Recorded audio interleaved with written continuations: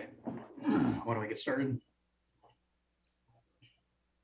Good evening. I'll call this April 21st Sammamish Planning Commission meeting to order. Let's start with roll call. Recording in progress. I'm Mark Boffman, and obviously I'm here. Josh Amato. Here. Jerry Norman. Here. TC, looks like he's not here yet, right? I did speak with him earlier in the day and he should be here, so. Okay, we'll give him just a minute. And Mike Bresco has previously excused absence, so he's not going to be here this evening. All right, next let's do the meeting accessibility statement. Sure, give me one moment to share the screen. Okie doke. Pursuant to the Governor's Emergency Proclamation 20-25, the city is unable to provide an in-person location for the public to listen to the virtual Planning Commission meeting this evening. Meetings are still accessible to the public and public comment can be submitted. Each speaker is allowed up to 3 minutes for non-agenda comment, 5 minutes if representing an organization, and 7 minutes for agenda public comment. Once you've dialed into the meeting, please virtually raise your hand to indicate you would like to provide public comment. Your mic will remain muted until you are called on during the public comment period. To provide public comment, you may join the webinar via the link us06web.zoom.us/j/8282264874 or by dialing the number 1-253-215-8782 and entering the web ID 82822648-794 followed by the pound sign. Back to you, Chair Boffman. Thank you. Next is approval of the agenda. Anyone have any comments on this evening's agenda? We have 2 items on the agenda, a public hearing about the stormwater updates, and then a discussion about our Planning Commission rules. Any comments about the agenda? Nope. So we'll call the agenda approved by common consent. Next, approval of the minutes from the last meeting, April 7th. Did you guys get a chance to look at those, and do you have any corrections? I move they be approved as written. Got one correction. Sorry, second. Go ahead if you got a correction. It said that Karthik Sitaraman was absent, but I believe he had resigned by that point, and he's not listed under Commissioners absent at the top, but he is at the bottom under long-term calendar with the motion. Yeah, the time that you have the timing correct. Okay. Great. We can make the correction on the minutes on our end. Save those to the file. Thanks for pointing that out. Okay, so can we approve the minutes as modified with that correction? Any further comments? Okay, so Jerry moved. I think Josh, you seconded. So let's actually vote since to follow Robert's rules. So those in favor say aye. Aye. Aye. Opposed, no. Thanks. Next is public comment, non-agenda items. So this would be for things other than the stormwater discussion and the Planning Commission bylaws. So do we have any public comment for non-agenda items? I would just remind our listeners to please raise your hand if you'd like to make public comment. It looks like we have one person who's raised their hand so far. I will go ahead and promote them to panelist.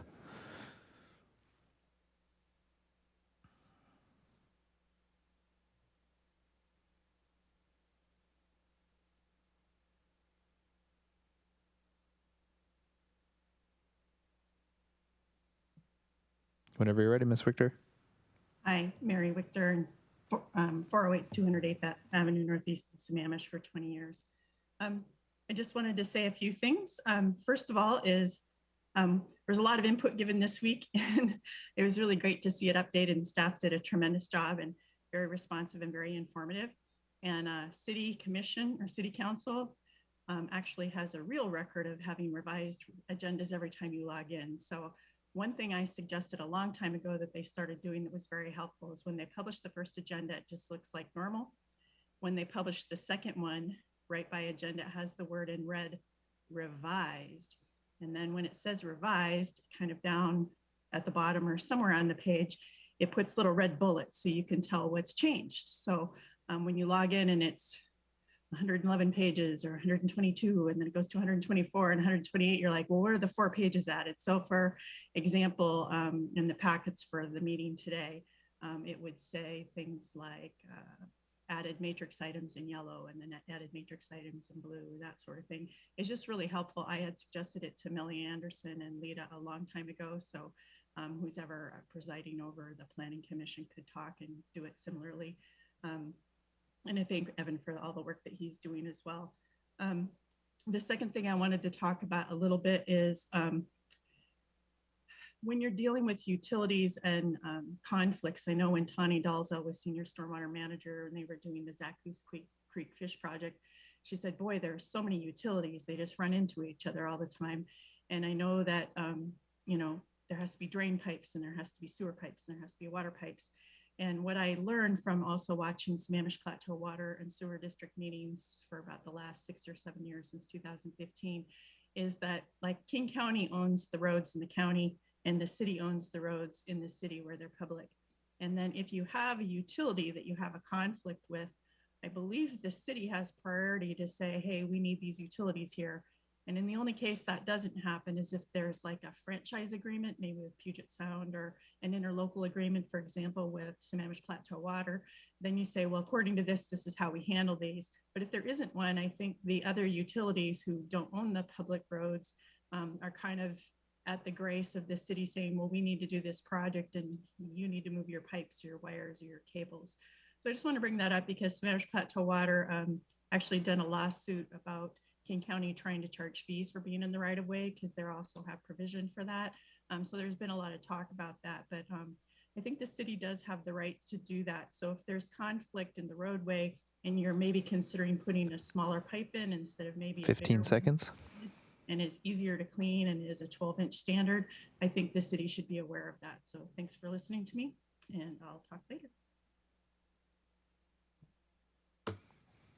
Great. Thank you, Ms. Wichter. We have one more commenter. I will go ahead and promote them to panelist.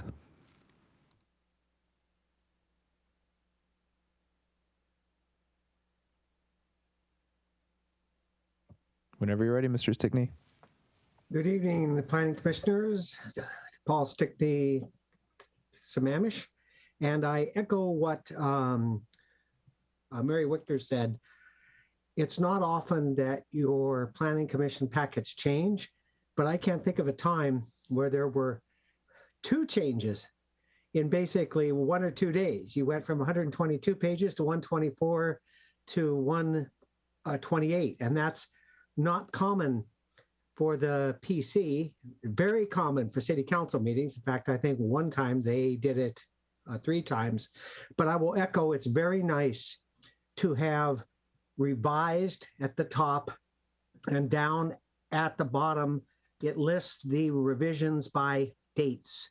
So if you change it twice, it talks about what happened on the first date of revision and then what happened on the second. And then within the actual body of the agenda items and topics, it shows where the things were added. It's extremely easy to follow. And if you're doing, for example, a public hearing on stormwater without those kinds of things, with not that there's too many people following it, I will give you that, but it still would be good to list those things on there.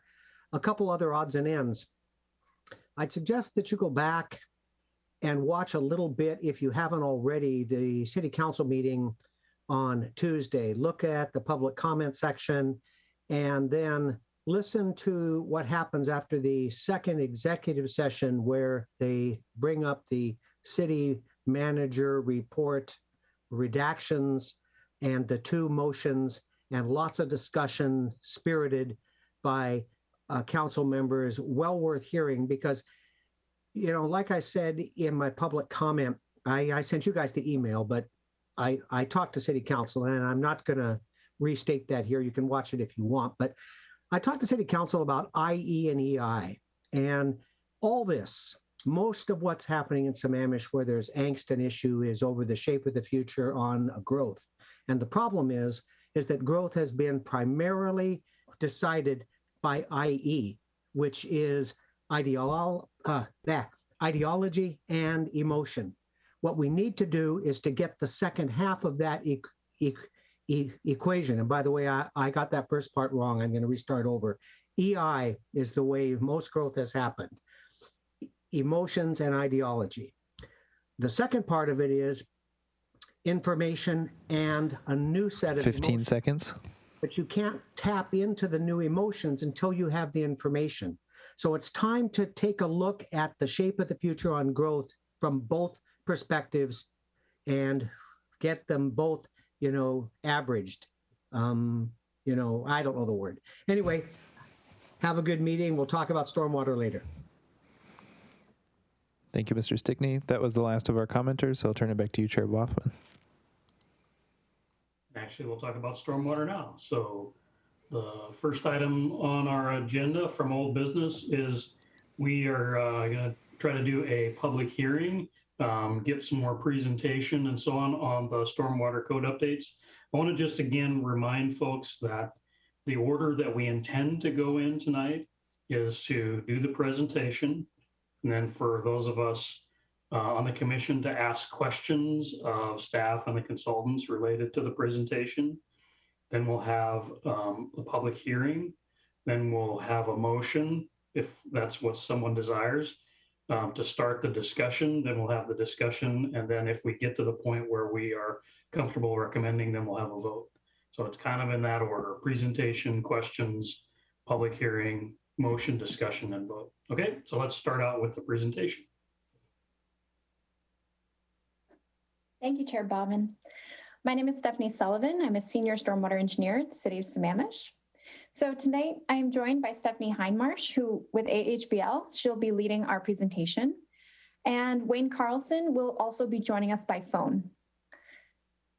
Today we will review the changes that have been made in response to comments received and also discuss comments and questions that we've received through this process to explain also what we've changed and why some suggestions may not have been included. So with that, Stephanie, if you could go ahead when you're ready, take it away. Great, thanks, Stephanie. Let me just share my screen. Okay. Okay, can everyone see my screen okay? Great. Well, it's nice to be back here again. I'm Stephanie Hindmarsh from AHBL. I'm part of the consultant team working with the city on the changes to the city's stormwater code and the city's addendum to the King County Surface Water Design Manual.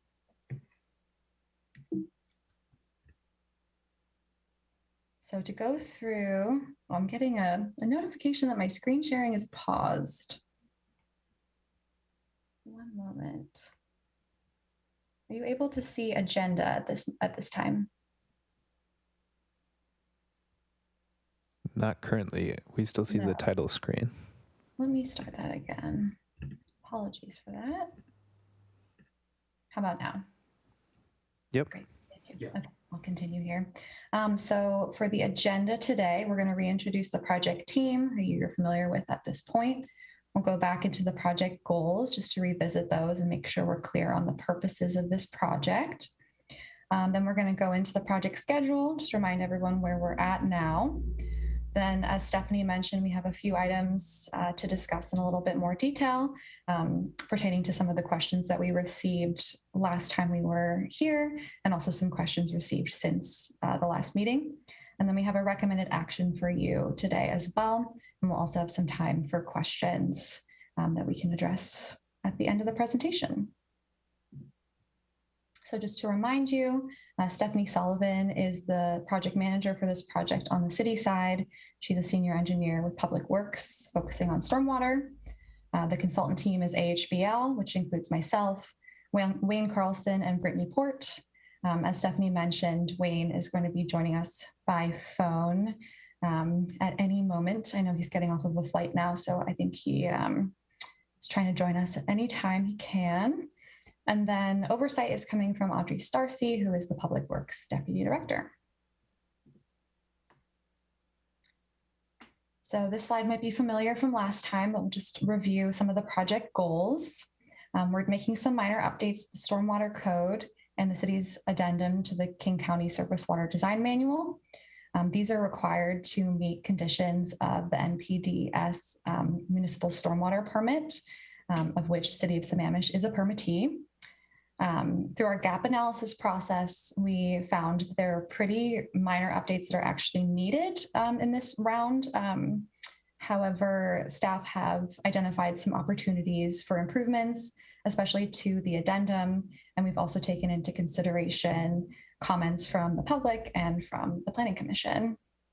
So as you might remember, City of Sammamish, as a phase 2 permittee, is allowed to adopt a program of a phase 1 permittee that has been approved by Ecology. King County is a phase 1 program approved by Ecology, and in the past, City of Sammamish has adopted their manual with a City of Sammamish addendum that addresses any city-specific context. So the King County Surface Water Design Manual was updated in 2021. So as part of this process, we are working to adopt that manual with an updated addendum. So the project schedule, right now we are at Planning Commission meeting 3. We're hoping to move forward with the recommendation today if the commission is prepared to do so. And then we're going to be bringing these proposed changes to City Council in May and June. The NPDES permit does require adoption by June 30th to meet the conditions of the permit. Prior to today, we had introduced the project to City Council, to the Planning Commission. We also had a gap and opportunity analysis process through which we reviewed the conditions of the permit alongside the city's regulations, made sure that any issues that needed to be addressed through this update are being addressed. Also identified some opportunities with staff to make some process improvements. And then we had a virtual open house where the members of the public were invited to come and comment and learn more about this project. And then we were here a few weeks ago for the Planning Commission meeting and also council.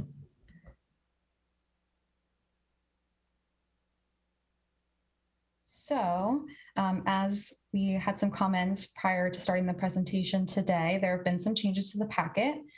You will have noticed that there was an initial packet, revised packet, and then today there were some new changes as well. I'm just going to go through what those changes were so that they're really clear. They're pretty minor, but just want to make sure everyone is aware of what has changed as of today. So we had a couple comments from members of the public that we wanted to make sure were addressed in the packet prior to today's meeting. One of those was spelling out some acronyms at their first use. Those are CULD, GULD, and PULD, which are conditional use level designation, general use level designation, and pilot use level designation. More detail in the addendum, but wanted to make sure that those acronyms are easy to find and find more information on to anyone who's not familiar with them. Another change based on a comment from a member of the public was to clarify that drainage reviews are done by Public Works and not DCD. Though the Department of Community Development is responsible for the overall permitting process, we wanted to make it clear in the addendum that Public Works is the department that's doing drainage review. We had a change to the addendum, again, based on public comment, to update some threshold language to match the existing code. So someone had identified that there was a part of the addendum that needed to be updated to match what's currently in the code. It didn't require any changes to those thresholds, but involved updating that language. We had updated that language for the prior version of the packet, but identified a typo in that text, and so wanted to make sure that was correct prior to today's meeting. So that is a change that you'll see reflected in the packet. And then finally, we had a comment from the commission on Appendix B of the addendum. Appendix B is a new proposed attachment to the addendum. It's based on some information that's currently on the city website regarding sign specifications. And in those sign specifications, there was a reference to a private company. We've since removed that reference, so it's no longer appearing in the addendum. So moving on to some discussion questions, there were a couple of themes that we wanted to address in more detail today, based on comments from last meeting. So one of those is regarding basin plans. There were some questions about how the city intends to incorporate access to basin plans in the addendum and reference them. So per suggestion in one of our comments, we've added to the definition of basin plan in the code that adopted basin plans are available from the department. We've also updated the city website stormwater page to include basin plan information there. Also wanted to mention that new basin plans are now adopted via resolution and they're not codified. Title 24 has some outdated basin plans within it. It's not currently in the work plan to reorganize that, but the city is looking into that as a future update. And that page that I mentioned, that link there can be updated as basin plans are adopted in the future.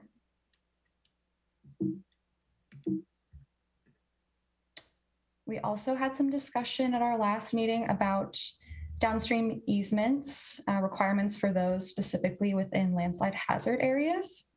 We had added some suggested text that in the case that a property owner is not able to secure a downstream easement, that they must prove a concerted effort to have tried to obtain one. We have since removed that text after some discussion. Overall, it seemed like that text was adding more confusion rather than clarifying this process.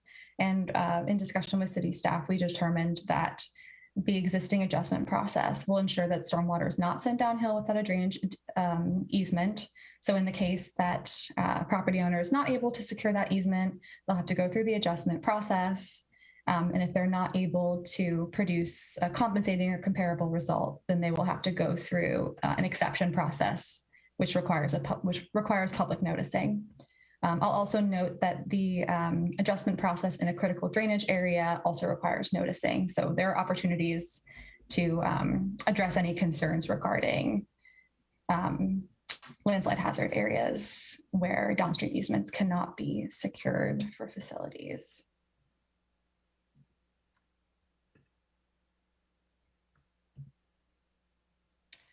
We also had a question at our last meeting about what happens to the links in the addendum when the website is updated. We've acknowledged that, and these links will just have to be updated later through an errata sheet. We acknowledge that the website will be updated in the future, and some of those links will just need to be updated at a later time. As I mentioned on an earlier slide, we updated the addendum to make sure that it matches what's currently in the code pertaining to thresholds for drainage review, specifically simplified drainage review. Again, none of these thresholds are being changed during the update, but we wanted to make sure that the addendum is consistent with what's currently in the code. So you will have seen in your packet some additional text pertaining to simplified drainage review in the addendum.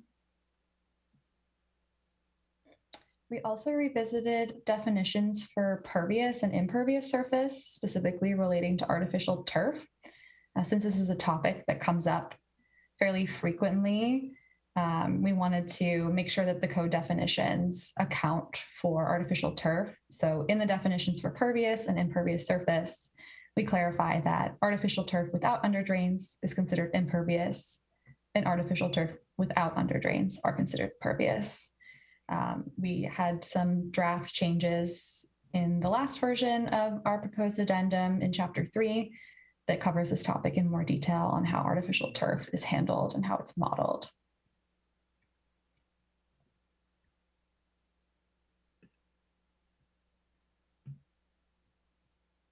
As I referenced on an earlier slide, we did make a change to today's packet regarding attachment B on stormwater facility signage. Again, this was taken from a document on the city website that has a reference to a specific company. We've removed that reference since.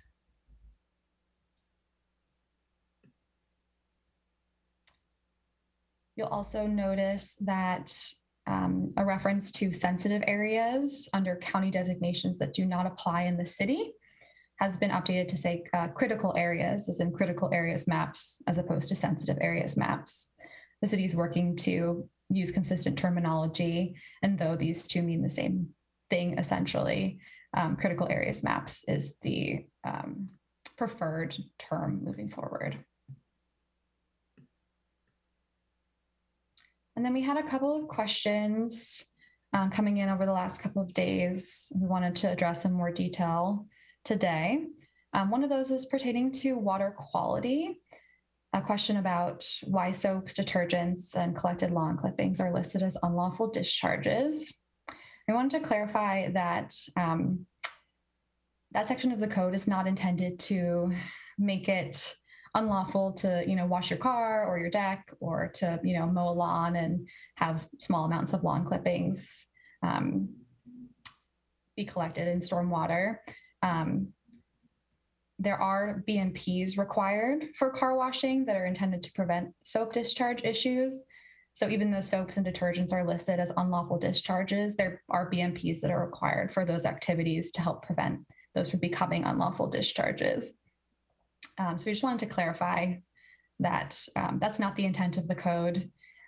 This issue about collected lawn clippings as well, the intent of that wording is to help prevent dumping of debris, not necessarily to make it unlawful to mow your lawn and have small amounts of clippings collected in stormwater. And then there are a couple of other activities in addition to car washing. Lawn watering and swimming pool maintenance are also items that require best management practices. And those items are included because they are listed in the King County Stormwater Pollution Prevention Manual, which is a document that the city of Sammamish also uses for best management practices. So if you're wondering where the source of those activities is, it's from that document.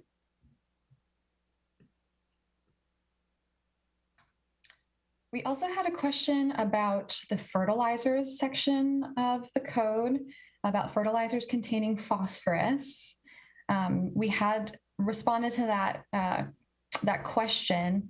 There was a question about why golf courses are essentially exempt from certain requirements regarding fertilizers containing phosphorus, and why single-family residences don't have the same exemption.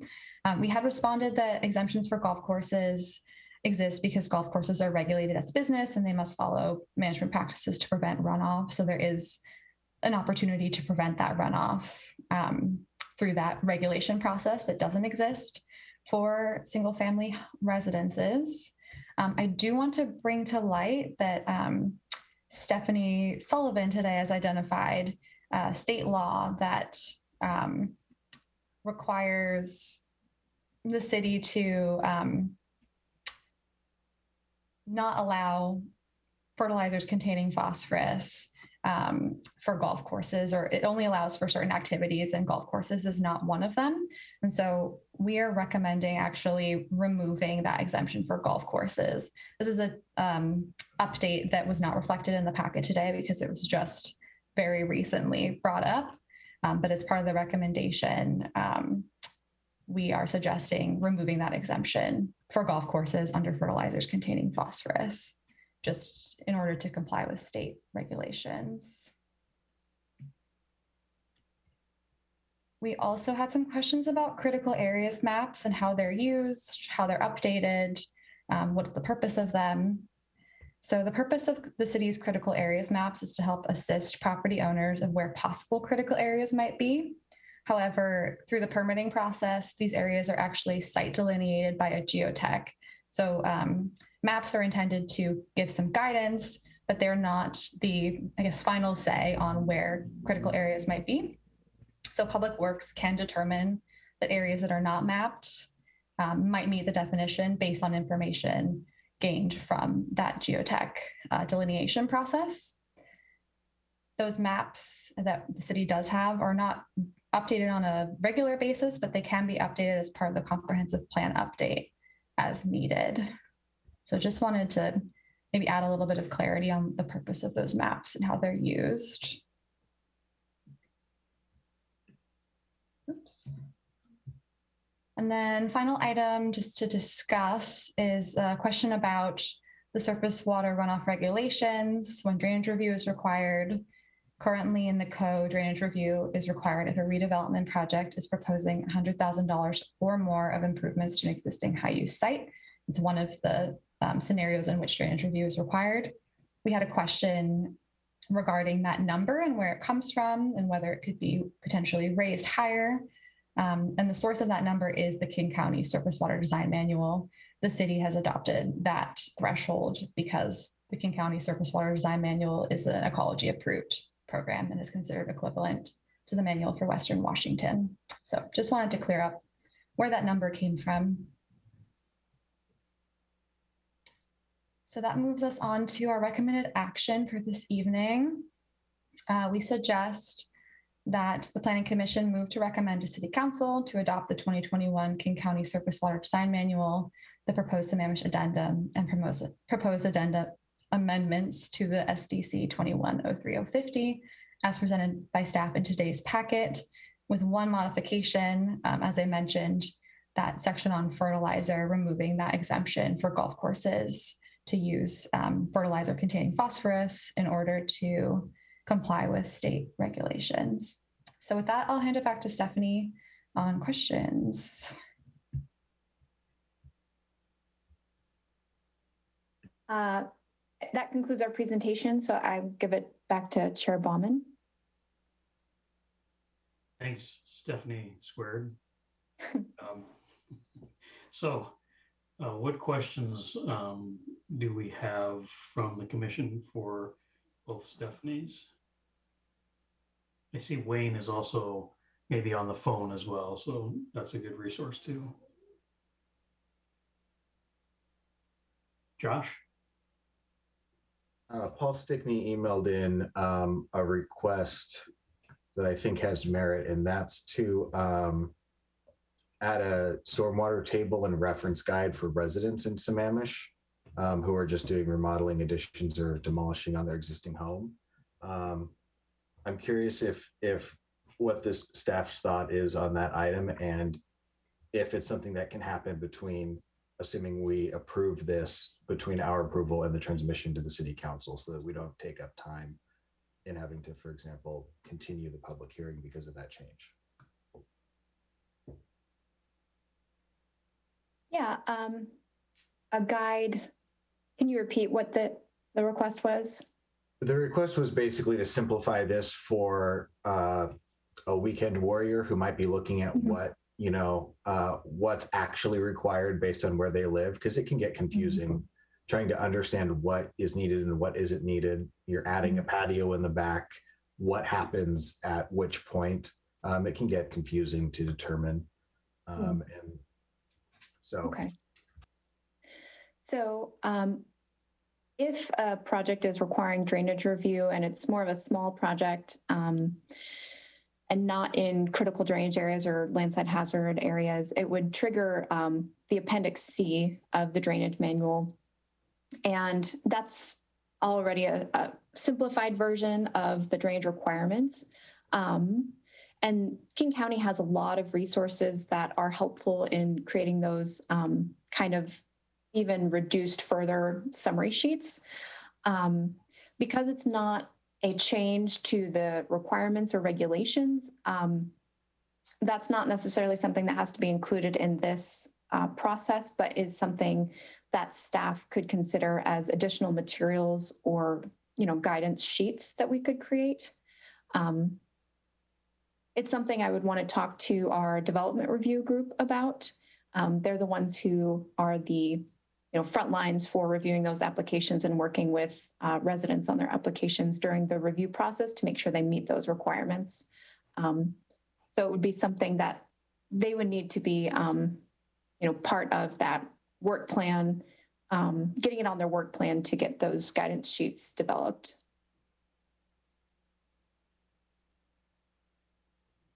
Okay, so part of your answer sounded like it's pretty simple and we don't need it. And the other part sounded like it's something we can do, but we'll have to work it out on the back end. So And as you're describing that, it's pretty simple. What I understood is it's pretty simple. We don't need it. Really went up here as you started referencing all the locations someone can go and figure that stuff out at. So I just want to clarify if I understood your response correctly.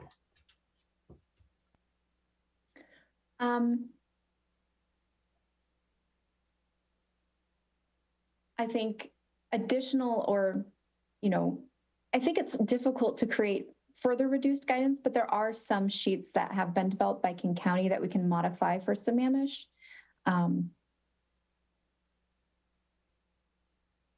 So we could look at doing that, yeah.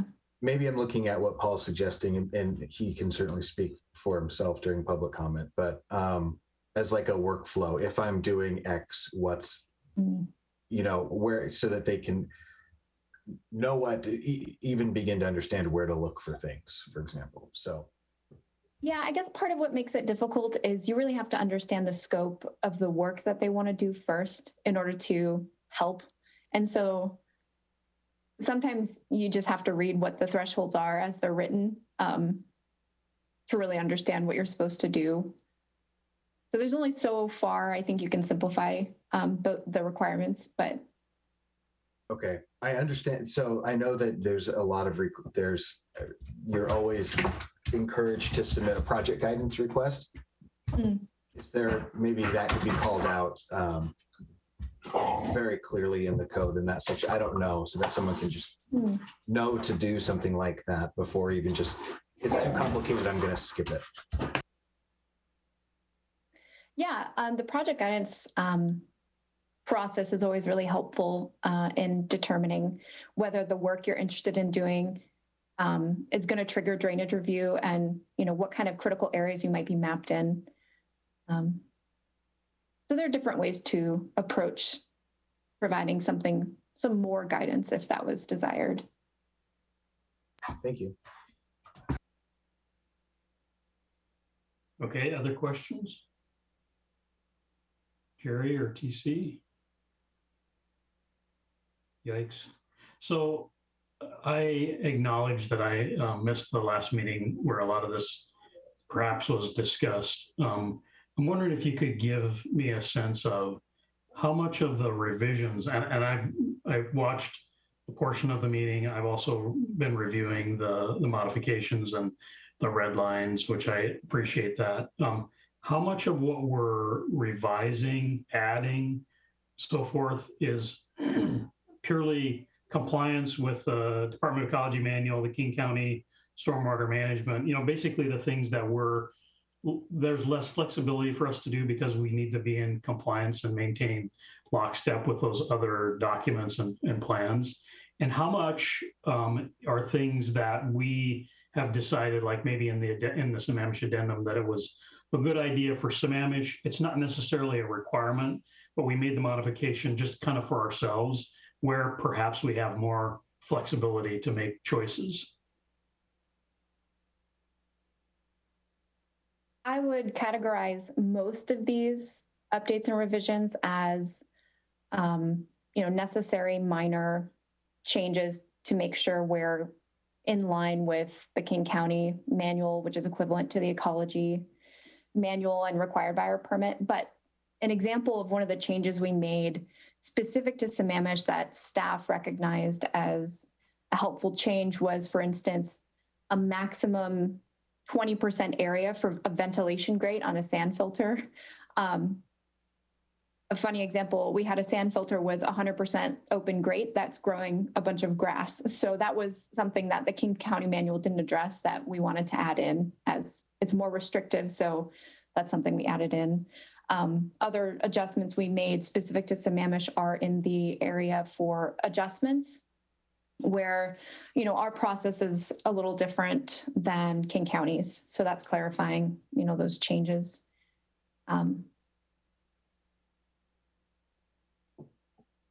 I guess what I'm kind of getting at is, it seems to me that this is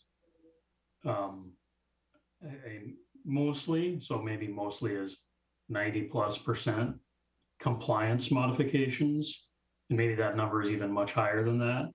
And a very small number of changes that really are our option. And so I think in my mind, it feels like if that's true, then the way that we represent this to both the citizens of the community and as a reminder to the council is that most of this is compliance related modifications, and whether we like those or not is less of a topic of discussion versus the things that we are modifying.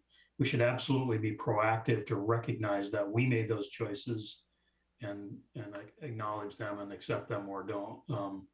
And so I mean, it's good to talk about those examples because it would be unfortunate, I think, to make changes just for ourselves that later we found had unintended consequences. And so I think that there's a much higher degree of caution. That's why I'm curious, of any that are very much Sammamish specific that would be dramatically different than what other communities do. So, I mean, how much of that is there really in here?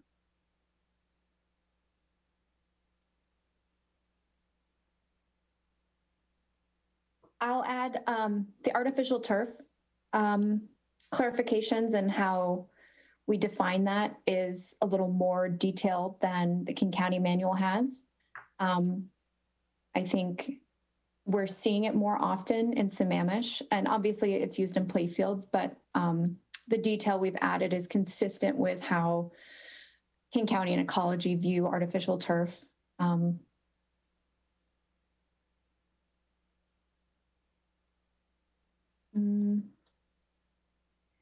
The core requirement 6 in the addendum.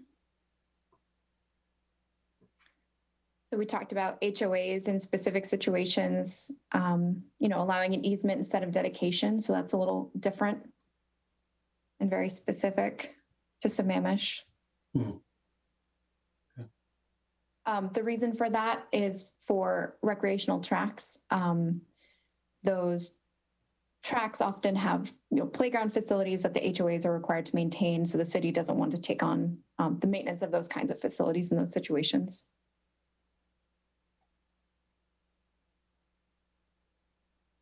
Okay, that's helpful to identify some of those significant ones. Yeah, it's a very well taken comment, and I think that is definitely the approach that we would take going to City Council to be more clear and forthright on the specific changes that are more policy or guidance related as opposed to the technical required changes. Yeah, I feel like that it's kind of a compliance versus not necessarily compliance. Okay. Last call for other questions. Can I add? Sure. I think Wayne is trying to chime in, but is having trouble unmuting. Does anybody have the code to unmute? Yeah, I can unmute him. Give me 1 moment.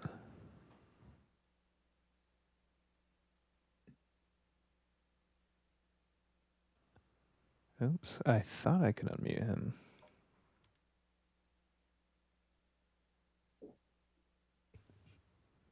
It doesn't seem to be allowing me to unmute him. I will continue to try, and maybe we can move on to Commissioner Norman's question in the meantime. Yep.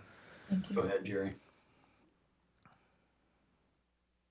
Got to unmute myself there.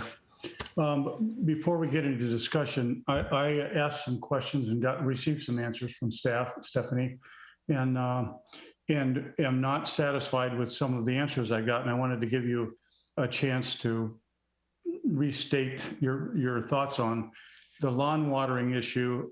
The way that I read the text clearly gives the city the right to declare watering lawns and watering lawns with potable water to be a negative thing that people can be stopped from doing and or fined for. The car washing issue is the same. The swimming pool issue is the same. And the air conditioning condensation is the same. And there's a provision for criminal misdemeanor to be applied for violating these things. So, I'd like to understand better, when you said, well, it's okay for a little amount of lawn clippings. I live on a swale that the city maintains. or supposed to maintain. And when they come and cut it, it's just a floating mess of cut grass and whatnot, and it all flows down into the drainage culvert. And then I have to call them because they got to send somebody out to unplug it, if you will.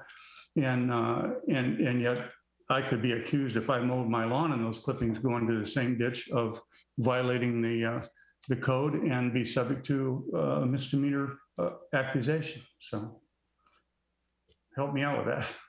Yeah, I appreciate you bringing that up so we can talk about it.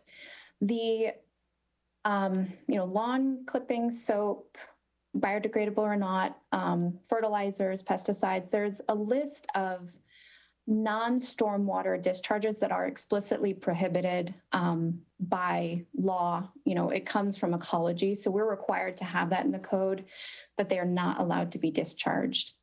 The lawn watering is a conditionally allowable discharge, and so we actually have clarification in the code. I wrote down this section here. Under 2103.050, section F2, D as in Delta, number XV or 15, it does allow the lawn watering. The car washing in the code requires, it allows you to do car washing, but that you have to use the best management practices in the King County Pollution Prevention Manual. So the reason that car washing is listed specifically is because when washing vehicles, if that wash water gets into the drainage system, then those soaps, detergents are getting in the stormwater system, which is explicitly prohibited. And so in order to comply with our municipal permit with the state, we have to not allow that. And so the best management practices, it's a practice that we try to educate the public on changing those practices, trying to go to commercial car washes instead, or if you are watering or washing your vehicle at home, doing it on gravel or lawn and getting it to infiltrate as opposed to running off. It's actually disallowed in the pollution prevention manual to wash cars on impervious surfaces because those drain right to the stormwater system, which goes to the creeks. And so in an effort to protect our natural water bodies and comply with our permit, that is why those are listed there. So the clippings, debris, and bark is an expressly prohibited item. And so we may need to look at our own practices and do a better job if, breaking those up and disposing of those as yard waste. So I can follow up internally on that. Does that help? It helps, but it doesn't change my thought process. To me, it's clearly, the city could decide that they're going to go out and fine people for washing their cars or for watering their lawn with portable water, or they can take it to the next step, which I've seen other states where I've been involved in a notification processes for hundreds of thousands of people that had to geo-map everybody within a radius of their house in order to get permission by the city to fertilize their lawn. So this to me is just a downhill road. I wouldn't want to go meet with my neighbors and say, well, don't worry about it, but it's really illegal for you to go out and wash your car. To me, that's ridiculous. So I'm not buying that it's required by the state. So that's your opinion. My understanding is you're consultants, but I don't know, is there a legal review process relative to what the state requires and what we've got in this code? Is there a city attorney that looks at it, or how does that work? So the Department of Ecology, stipulates the requirements in our municipal permit in order to allow the city to discharge to waters of the state. And so the list of soaps, for instance, or detergents, being prohibited going to the stormwater system is required by that. And so the enforcement piece, though, is that refers to our code enforcement. And to change that, we would want the, review of our attorney. And so that's why we wouldn't recommend changing it at this point, but we can look more into our enforcement. And the city always pursues education first. To my knowledge, we haven't gone out and, fined anyone for doing car washing. But it is prohibited to allow those soap discharges to get to the stormwater system. All right. Thank you for your response. Appreciate it.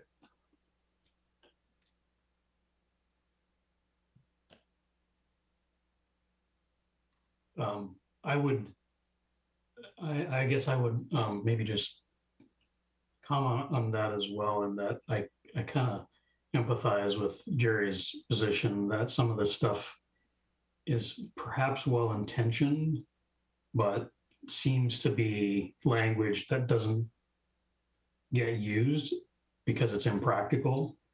And I recognize if we have to put it in our code to comply, which is what I think you've said, that's probably necessary, but it does seem like sort of nonsense to have language in our code at any level that then really is not utilized and not reasonably enforceable at any level. So, I mean, I think that's really where it feels to me like he's coming from, and I kind of agree with that. If we have to do it to comply, then I understand, but it still doesn't seem like it makes a lot of sense.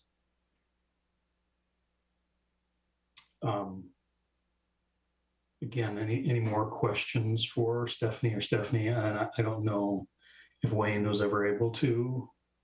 He was struggling with his phone to join, so I don't know that he was ever able to join. Unfortunately, we lost Wayne on his phone, but I believe he's attempting to rejoin through a different method, but he is not currently on. Okay. So again, any more questions? Seems like no. All right. Thank you, Stephanie, and Wayne, who may be out there in the ether somewhere. So next, let's open the public hearing. So I'll open the public hearing on this topic and ask if we have any public comments about the proposed modifications to the stormwater code. So far, we have one hand raised for public comment. I will go ahead and promote them to panelists.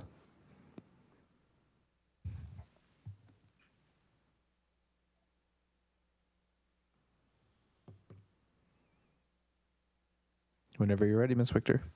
Hi, Mary Victor, 408 208th Avenue Northeast, Sammamish for 2 decades. First, I just wanted to say that I really think staff has done an excellent job and is continuing to do so. Everything is carefully read, detailed, reviewed, clearly edited. They took a ton of comments. And with regard to Mark Boffman's questions, with all the yellow that was added primarily off my inputs, there's only a few yellow changes going in the code. I'm trying to clarify a lot of things with regard to rules and processes and terminology. And there were a few errors that were caught that have been changed, and it's much better. As far as what Paul Stickney had suggested for redevelopment and Josh had brought up, I do agree with everything that was said. People should use a project guidance. If they just don't know, it's free. You just do it online. You can't have less than 33 words or something. You can't have more than 100. You do it and it's free. They get back to you in 5 days. So people should learn how to use that process. On page 116 of 128 of the final packet for this evening, I did have a thing about I hadn't traced through the code for redevelopment, and the staff response had been they agree they will consider adding a refresher about redevelopment thresholds and requirements and training materials for staff, which I do think is important because I think you're going to see more people that want to remodel. I will speak a minute to Jerry Norman's questions. The Sammamish Plateau Water had a couple stormwater code changes that were going to be done at some time, but they were never put with the project. I spoke at their meeting this week and said, hey, you guys should do this or docket it at some time. It's about keeping our water clean. Almost all of Sammamish, we get our drinking water from groundwater. Some of the wells are very deep, but I also, in one of my things I emailed in this past week. I sent a critical aquifer recharge area where it's not really that map, it's the aquifer susceptibility map. And you can see there's a lot of red and yellow areas and green areas on the map. And those are areas where the soils are just thinner or narrower, and you can have pollutants go through. So you don't want to be watering with gray water or black water, as they call it. People's septic systems can actually pollute water. The reason phosphorus is so important is it really makes algae blooms grow, and then dissolved oxygen goes down and affects everything except the algae that loves blooming in that. And one of the reasons it's a 1/4 mile for phosphorus is King County has found that phosphorus can travel a 1/4 mile through soils.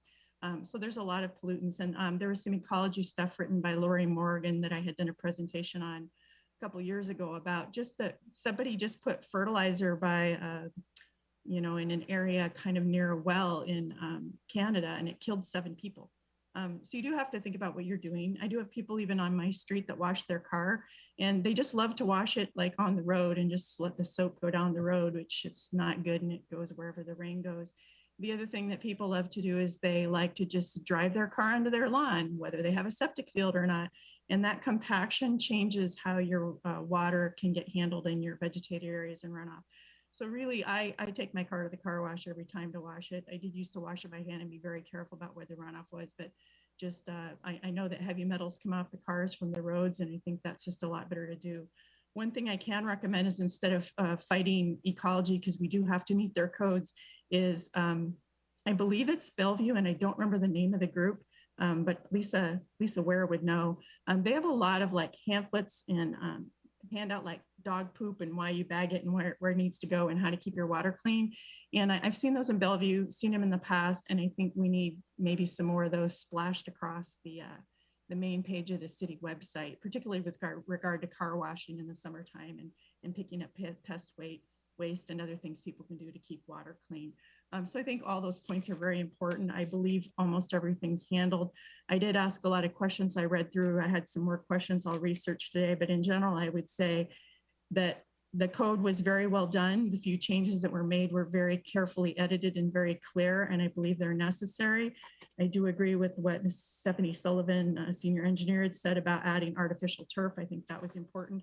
I also think people shouldn't use artificial turf. It does have pollutants. It is made of the tires, and we're going to find out over the next 20 years that there will be impacts. I can tell you, Marymore used to have a kids' playground with like all the rubber, and other places did. And when I moved back from Holland in 2000, I thought I'll put that in, and it was gone everywhere. So I know there's problems. So you do want to have the under drains, and you just shouldn't be using artificial turf in your yard, in my experience and in my own opinion. You do want to be careful about compressing dirt. I really don't see a lot of other things that were on here. Stephanie gave the flood maps, because if you want to get flood insurance, you have to be in a flood zone, and we don't have those. King County has them, and she gave links to that. The pipes thing, I looked through the King County code, and I'm pretty happy with what I read there. I did send in things on easements today, because Sammamish Plateau Water has water and sewer easements, which should be very similar to what the city of Sammamish in private or public areas needs to have. And when people, there's a word, it's called burdened. Whenever there's an easement, there's somebody that benefits and somebody that's burdened. And sometimes everybody benefits, but usually there's a burden. And with stormwater, if someone's sending stormwater to your property and you end up with it, you are the burdened property. It's their water, it's coming to you, and it's passing through. And if there's an area that is agreeable through whatever reason, maybe the easement was there before, you can't just, you go, that's a vacant spot in my yard. I want to plant a tree there. Well, you can't. Well, I want to put a shed there. Well, you can't. Well, I want to put a fence there. Well, you can't. And it needs to say that in the code, because in an emergency situation, people need to be able to get in, the people in charge, and like fix the pipe before it really blows up. And Sammamish Plateau Water, I think, is a very fine district and run very well. And they actually had a water main crack. It was an old asbestos concrete pipe. Those get very brittle, and sometimes if you're doing work even a 1/4 mile away, it'll make a lateral crack. And there were 12 houses that went a couple weeks without water to shower, maybe giving bottled water, were offered a place to stay in a hotel. They did fix the problem, they replaced it and all that, but they were on it, but it still impacted quite a few people. And then they also had a sewer main break down in the southern part of Sammamish because tree roots had grown into the sewer main. And when it made a leak, even though they got there and they learned about it, 2,500 gallons of sewage basically went down. And when it goes down, it follows either streams, ravines, or drainage systems. So they end up cleaning 15 seconds.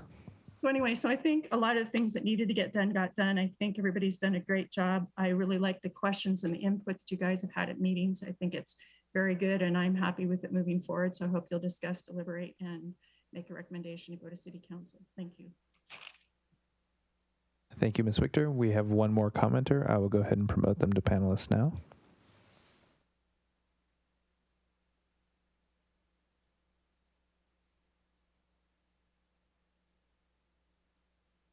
Whenever you're ready, Mr. Stickney.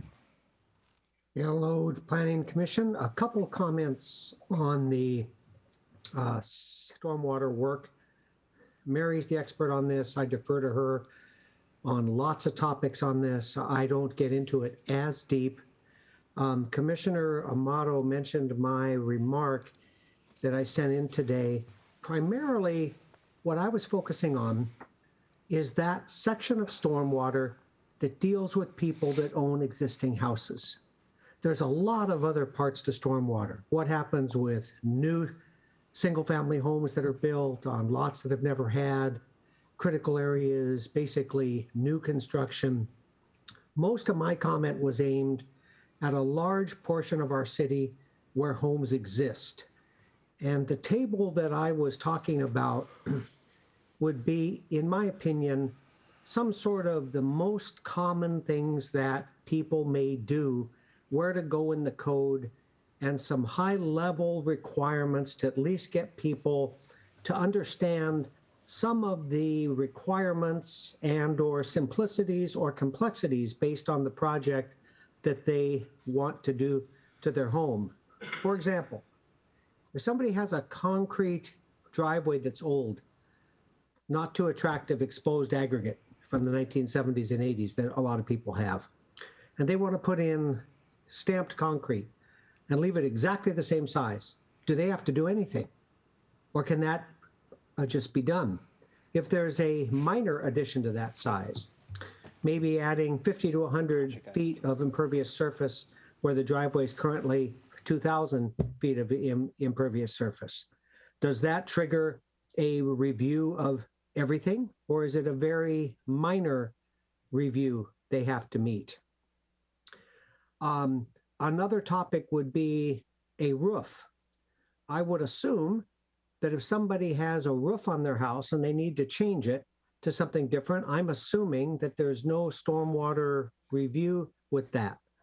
But say, for example, with that change, they had a patio in their backyard, call it 10 by 20 for sake of discussion.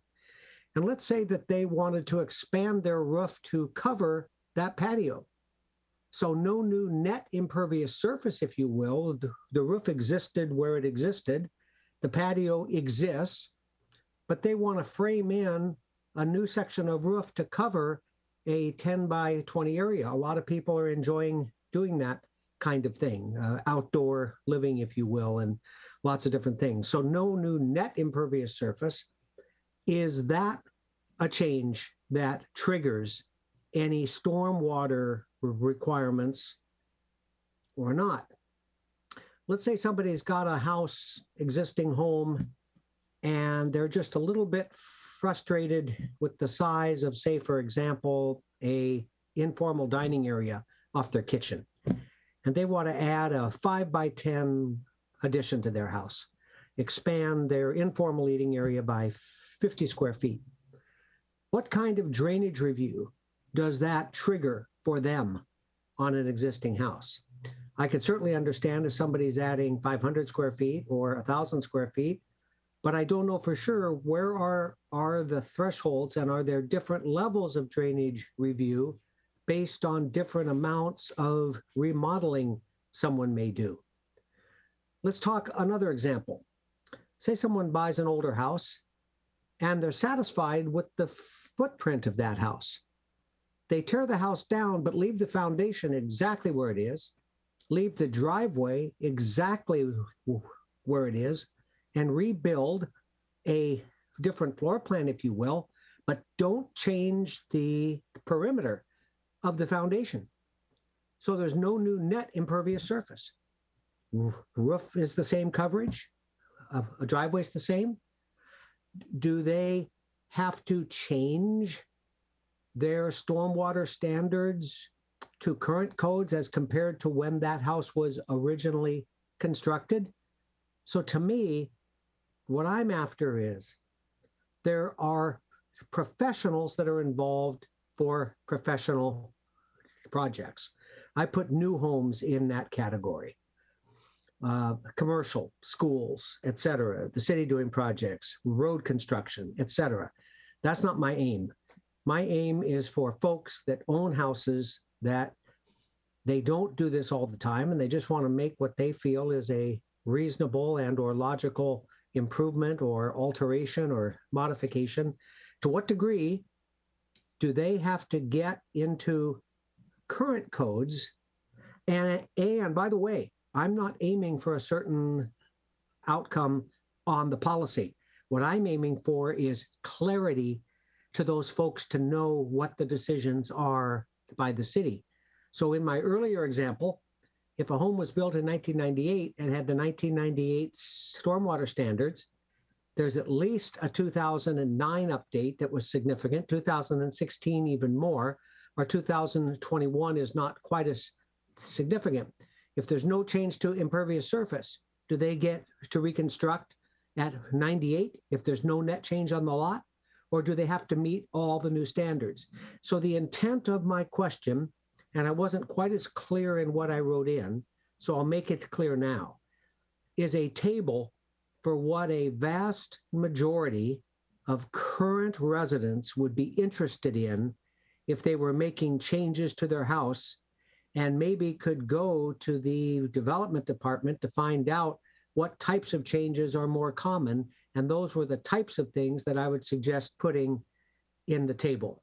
So I've got other examples, but I'll just leave it at that because I think you get the gist of the thing I'm asking for. I'm asking for helping those folks have a place to figure this out, not every detail.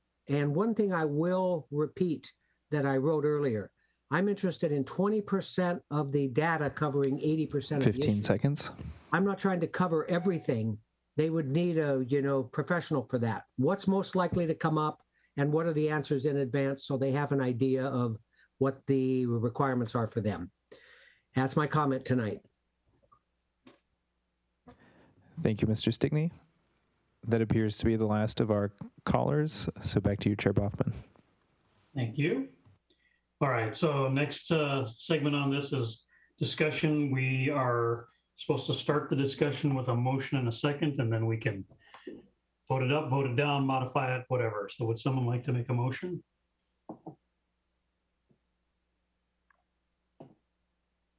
Now you realize there's only 4 of us here, so there's a limited opportunity.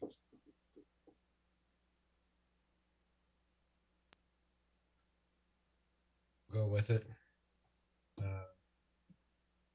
For the agenda packet, move to recommend to the City Council to adopt the 2021 King County Surface Water Design Manual, proposed Sammamish addendum, and proposed amendments to the Surface Water Design Manual 210350 as presented by staff and is described in Exhibit 1. And can I presume that you also would include with that the modification that didn't get included to the golf course requirement? Yes, I apologize for that. All right, is there a second? Second. Great, so discussion. And again, I'll just say that the question is really kind of, with all of these modifications included, what are we interested in recommending to the City Council? So go ahead. Who has a comment? I have a clarifying question. So in the motion, the recommended motion, I'm looking at it at the end, it says as described in exhibits 3 and 4. I just want to make sure that we're technically adopting the correct thing. And that I'm looking at page 8 of 128. Yeah, I 128. wonder if that got changed, because I did clip it and it's 3 and 4, but I couldn't tell you which version I clipped it from. So let's see here. And Evan, if perchance you're looking at it and could make sure that we have that right, that would be great. But yeah, we do need to make sure that we get it correct. Yes, I'm looking at it now, and it looks like when we republished the packet, the exhibit numbers did get a little messed up. So I think we would be looking at exhibits 2 and 3. And Stephanie Sullivan, if you could confirm that, that would be helpful. Yes, that's correct. All right, so let's, two choices here to be technically correct is either TC could restate his motion or we could amend the motion, whichever you feel is easier we can do. I just reloaded the agenda packet and I'm still seeing it shown in the agenda packet as exhibit 1. I'm happy to restate my motion or move again, make another motion. I don't know. Citing exhibits 2 and 3. What if I just moved an amendment? To amend the motion to be exhibits 2 and 3 and include the removal of the golf course requirements. I second that. Any discussion about that? Do we think we have it right now? I think so. Yeah, Okay. I moved, he amended. Yeah. We can all approve. Jerry, go ahead. Jerry, you need to unmute yourself. Mr. Chairman, was that moved and seconded? So we have a discussion, or we're still modifying that? It was moved and the original motion was moved and seconded, and the amendment was a motion by Josh and a second by me. Okay. So at this point, we're just discussing whether the amendment, which I think is really just a question of, does anybody think we have the wrong exhibits called out? And if not, then we should be able to take care of that. Okay, so can we vote on the amendment? All those in favor of the amendment? No, Mr. Chairman, I thought we were going to have discussion now.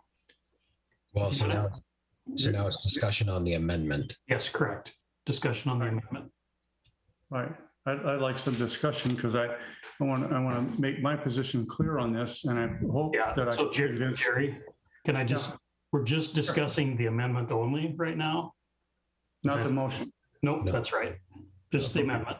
The amendment is simply to clarify my original motion. I called out exhibit 1. Josh added exhibits 2 and 3 in the golf course. Yep, exactly. So that's all this is about. So anything further about that, or can we vote on that? Okay, so all those in favor of the amendment only, aye, say aye. Aye. Opposed, no. Okay, No. So we've amended the original motion to get the exhibits to be 2, I believe it was 2 and 3, and to include the golf course modification. So now we're back to discussion of the main motion as amended. So now, Jerry, go ahead. Thank you. I would hope to convince the other commissioners that I think it's a real mistake to pass laws that either we don't intend to enforce, or they're unenforceable, or they're enforceable to an extreme. You know, we don't, in this state, it's against the law for the police to chase somebody that stole a car.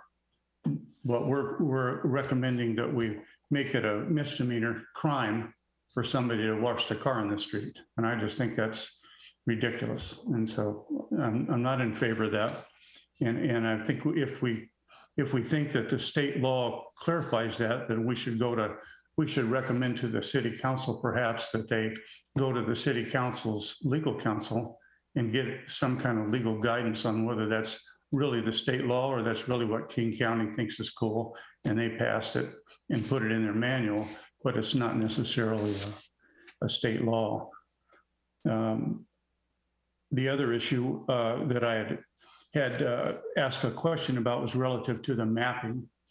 And it seems strange to me that we can have maps that are identifying hazardous areas and then make the statement that, well, the maps aren't that accurate, but we've got maps, so you can't really rely on that when you go buy a piece of property, and then say that the director can make a determination that your property's in a hazardous area. I mean, that doesn't seem to be fair and equitable relative to property owner rights. So as for those reasons stated, I'm not in favor of recommending moving forward with this and recommending it to the council.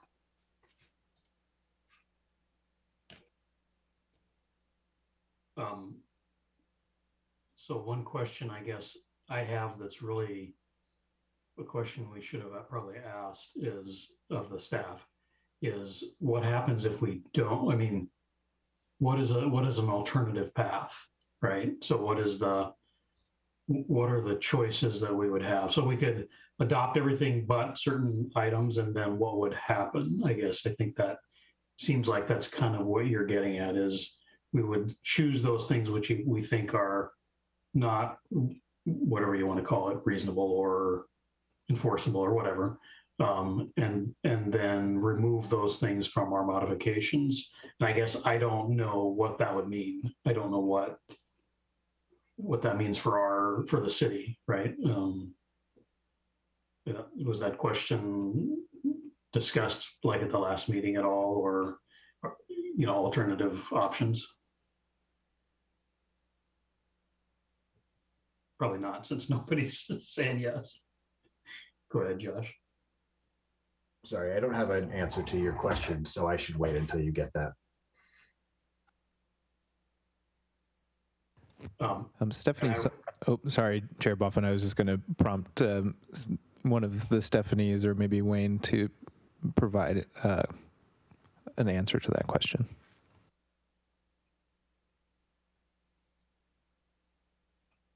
Sure.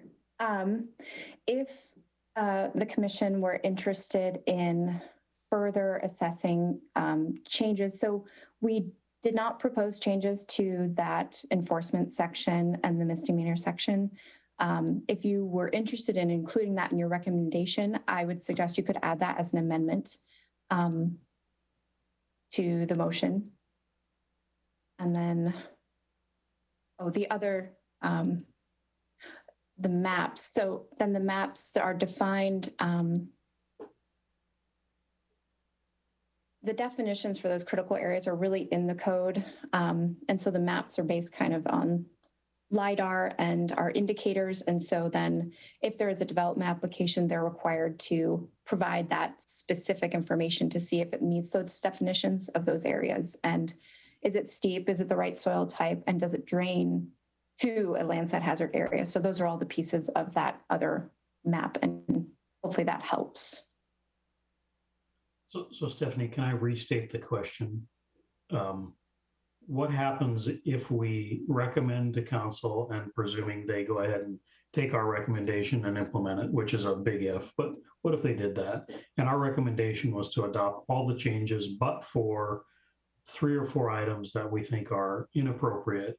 However, that would put us not in lockstep compliance with the Department of Ecology in King County. What is this? What would that mean for the city? I guess if that were the direction, we would present that as the commission's recommendation, and staff would include in the agenda bill to council, noting that that would put us out of compliance. And so staff's recommendation may not be to include those. And then council could choose whichever direction they wanted based on all of that information. Yeah, I guess my question is, in the past, what I've experienced is that when we get out of compliance with whoever, right, whether it's the state or the county or whoever, there's usually some path that we say this is what will happen. In some instances, it's if you don't get your plan in place, then the county will come in and step in or whatever. So what happens here if we're not in compliance? What is that? Do you know, or is that defined what the action by King County or the state would be? Is it fines? Is it refusal to grant permits? Do they withhold funding? What is the result of us not being in compliance on things like that? So I think just to make sure I'm understanding the question, if the recommendation by the commission was to make a change that was not in compliance with our permit and the city council agreed and adopted that, we would be out of compliance with our municipal permit to discharge the waters of the state. And I'm not sure of the entire repercussions of that, but that would be not good.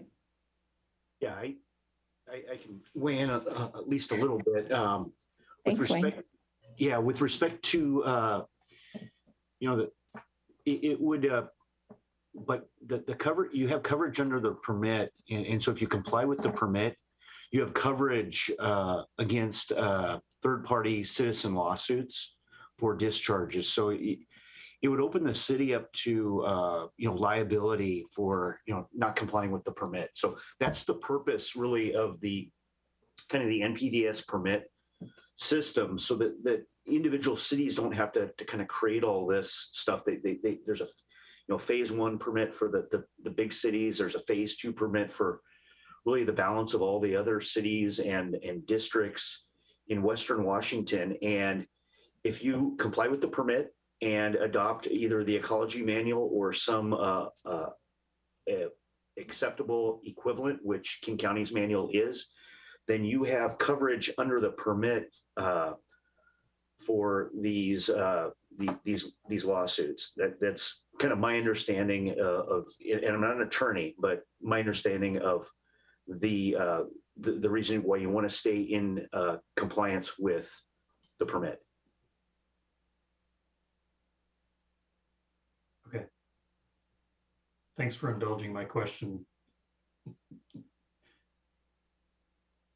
How about TC or Josh? What do you guys got to say?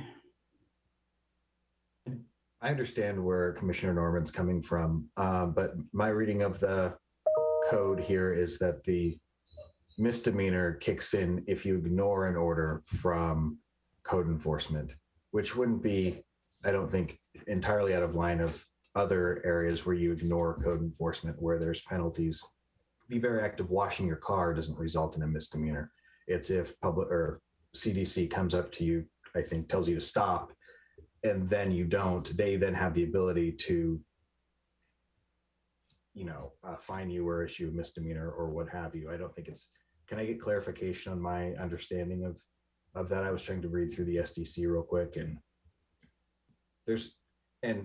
I also agree that it's difficult for me to vote to approve regulations that we don't really enforce. We have light pollution regulations that are nearly impossible to enforce because staff doesn't work at night when the lights come on and someone's floodlights going into the street, which is against code. So, but can someone clarify the misdemeanor aspect of this? Is my understanding somewhere near accurate?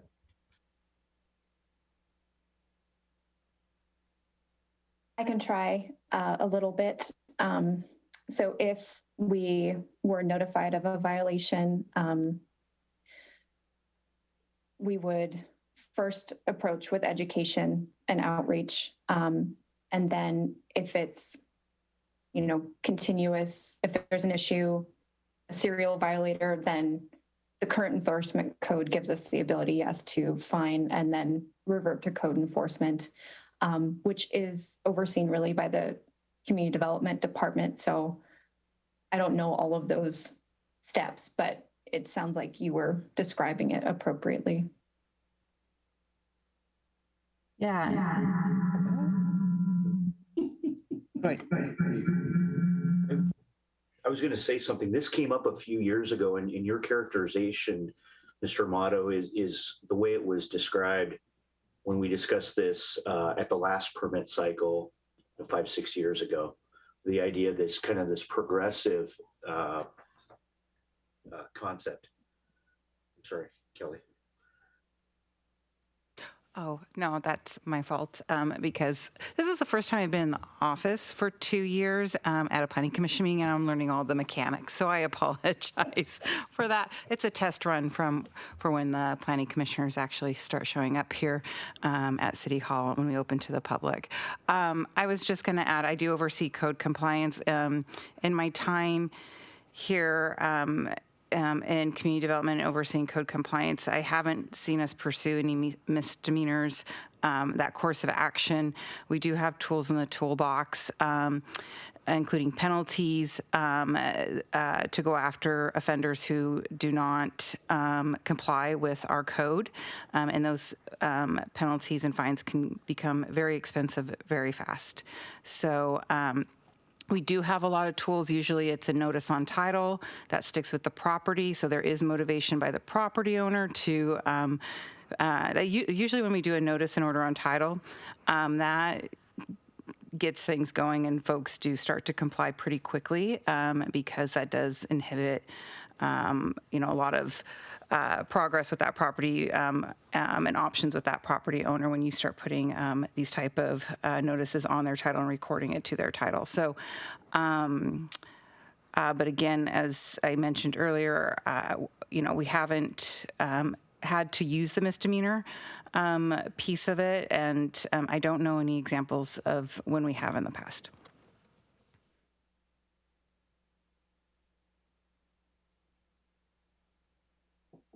Okay, other discussion? I did want to follow up and ask, not on that one, but after hearing Mr. Stickney's clarification of what I poorly tried to explain, he said, does that sound like something that's doable? Maybe not as like an action that we take, but just as maybe a document available for the public as they're looking at code and trying to figure out what's what. So I was reading through a lot of the examples Mr. Stickney gave actually are considered replaced impervious surface, and the way the thresholds are written, it definitely depends on where your project is located. So if you're Tamarack or Inglewood, it's a 0 net increase in impervious, for instance. So any new or replaced impervious surface would trigger a drainage review unless you were taking away impervious surface from another area of your property. So in any area of the city that's not critically designated, it would be that 2,000 square feet. So, and just for like the example specifically of taking down a building down to the foundation, is specifically defined as replaced impervious surface. For structures, removed means removal of buildings down to the foundation. So that does trigger drainage review if you're hitting those thresholds, either 2,000 square feet or the lower thresholds in those critical areas. So, so I'm not sure additional guidance beyond going through like a project guidance request would really be distinctly different than what the manual already has. I would, maybe I'll just add that I think Paul's suggestion is, in the old days, it would be like a pamphlet, right? I mean, that makes me sound old now, but a pamphlet that you'd have that, somebody would say, hey, I'm gonna build a covered deck. Gee, what do I need to do? And it would provide just like ask this and do this. And so I do think that what Paul's getting at is outside of the scope of this code modification and permit process. And I think that he intended that as well. It's not here, but it's also not a bad idea as part of our education effort to provide some help with links and some summary level stuff for the average homeowner within the city. I mean, that, it's easy to get caught up in knowing the technical details of how the code works and where you should look, but most people wouldn't have a clue where to start. And so I think what Paul was getting at, which is a good suggestion, is give people a little bit of direction on where to go, what to look for, and knowing that those are typical types of projects that people do, right? Build a shed, cover a deck. You know, we could all come up with a list of probably 5 or 6 of those that are super common. And I think his suggestion is a good one, but probably outside of what we're talking about tonight. I'd like to ask Kelly a question since she joined. And that would be, if we've got the fining mechanisms and other mechanisms, then is it necessary to have the criminal misdemeanor provision?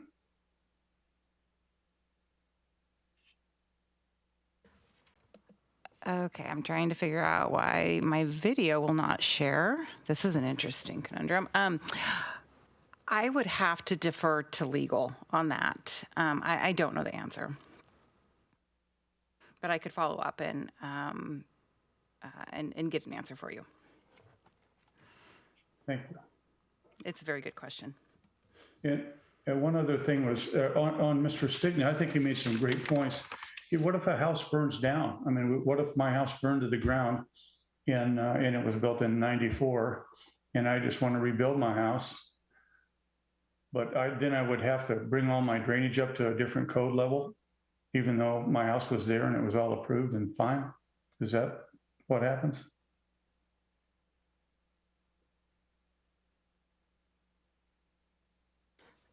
Stephanie, would you mind answering that question? So if, I don't think there is an exemption for that. And so I think if it triggered the thresholds that, yes, drainage review and those requirements would be triggered.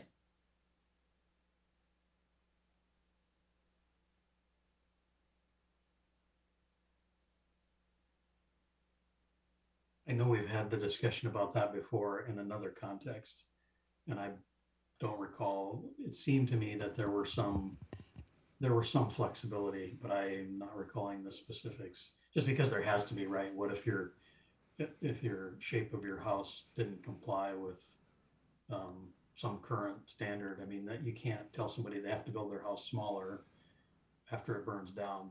And so I think that there is some flexibility there, but I don't recall the specifics. But I know we've talked about that specific question in the past.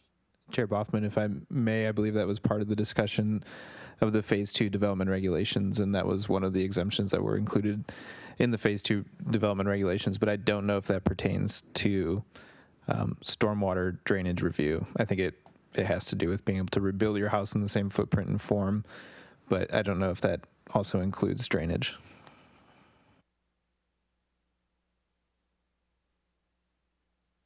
I'm gonna ask TC if he has any comments, because he's been pretty quiet. I tend to agree with Jerry on, the misdemeanor stuff. I will admit to having spent a significant portion of my time 2 states to the south, and they love to do things like come and give people tickets for watering during droughts and all sorts of other utter nonsense. And it is, in my opinion, just another vehicle for government overreach. But I think that my opinions on that are outside of the scope of kind of what we've got going on here. Jerry, I'm happy to sit with you anytime and have lunch, and we can talk about that to infinitum. But as the information's been presented, I think that we may disagree with portions of it, but it is really written to encapsulate the majority of what it is that we need to do here. And I think that ultimately it's sufficient for that, and we should probably move forward with it. I also don't know that anything that we vapor lock on here is ultimately going to change what gets to city council and then subsequently approved. So, how much of our time is it really worth?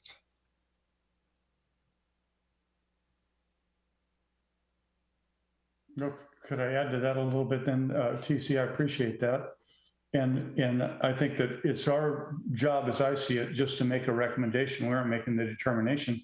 We're making a recommendation to the city council. So I think that that recommendation should include some of this discussion and then let them do with it what they will. I mean, that becomes their job and role to make that decision.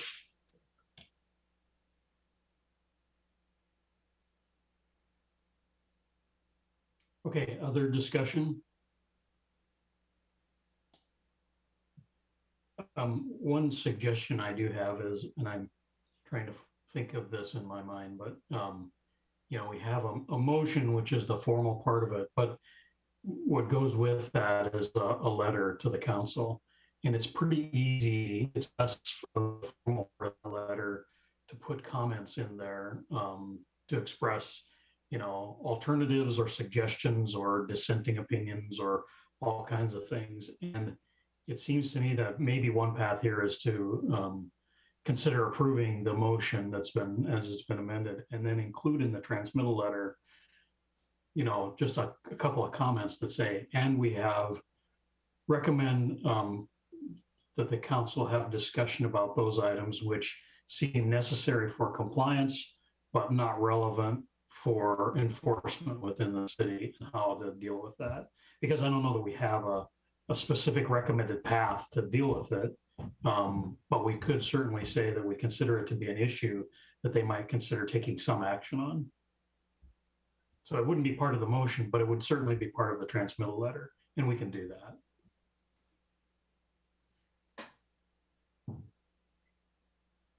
I think if I were to come over the top on that, Chair Baughman, I think that 99% of this is spot on and where it needs to be. I think it's just that 1% that opens it up for, I don't want to say potential abuse, but, you know, the disgruntled neighbor that wants to make somebody else's life difficult. Oh, you know, Zeke and Zelda down the block are washing their car and it's going down the drain, or, you know, so-and-so mowed their yard and now the grass clippings are going down the drain, right?